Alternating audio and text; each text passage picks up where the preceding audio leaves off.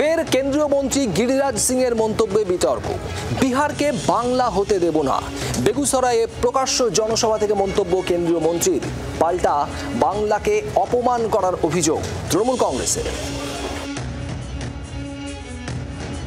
बिहार को बंगाल बनाना चाहते हैं क्या? বছরের শেষে বিহারে বিধানসভা ভোট।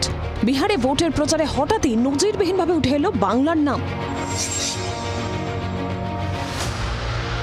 বিহারকে কি বাংলা হতে দিতে চান? এমনই মন্তব্য করে বাংলার রাজনীতিতে বিতর্ক উস্কে দিলেন কেন্দ্রীয় মন্ত্রী গিরিরাজ সিং। बिहार को बंगाल बनाना चाहते हैं क्या? जो नहीं चाहते हैं अपना हाथ उठाइए। जब नहीं बनाना चाहते हैं, अगर गलती किए तो बिहार बंगाल बनेगा, तुष्टीकरण की पराकाष्ठा होगी। শুধু তাই নয়, বাংলার তৃণমূল সরকারকে বিধে তোষণের রাজনীতির অভিযোগ তুলে বাংলাদেশ প্রসঙ্গ টেনে আনেন কেন্দ্রীয় মন্ত্রী।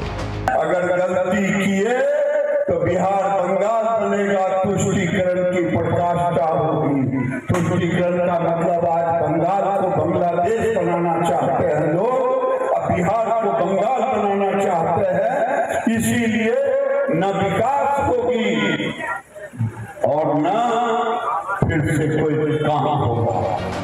21-এর ভোটের আগে বিজেপিকে বিধে বাহারি বা বহিরাগত ইস্যুতে সরব হয়েছিল তৃণমূল।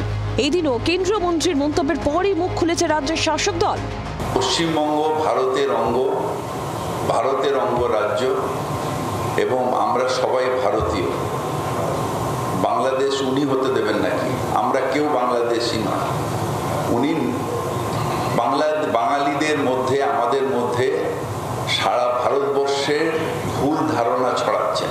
বিহারকে বাংলা কেন? বাংলায় কোনোদিন বাংলাদেশ হবে না। আমরা অপসংস্কৃতি হতে দেব না। রাজনৈতিক অরাজকতা তৈরি হয়েছে পশ্চিমবঙ্গে, যেখানে কোনো আইনের শাসন নেই, যেখানে সাংবিধানিক পরিকাঠামো সম্পূর্ণ ভেঙে পড়েছে, যেখানে প্রতিদিন জাতি দাঙ্গা দেখা যাচ্ছে। এমন বিহার বানিয়েছে তারা যে সেখানকার 2 কোটি মানুষকে পশ্চিমবঙ্গে জীবিকার জন্য আসতে হয়। গিরিরাজ সিং যেমন বলেছে বিহারকে বাংলা হতে দেবে না, বাংলা পক্ষও বলছে বাংলাকেও বিহার হতে দেবে না। এদিন বেগুসরাইয়ের জনসভায় আরজেডি প্রধান লালু প্রসাদ যাদবকে কুমির বলে আক্রমণ করেন কেন্দ্রীয় মন্ত্রী গিরিরাজ সিং। ব্যুরো রিপোর্ট, জি 24 ঘন্টা। বাংলার আওয়াজ, বাঙালির আবেগ, জি 24 ঘন্টা।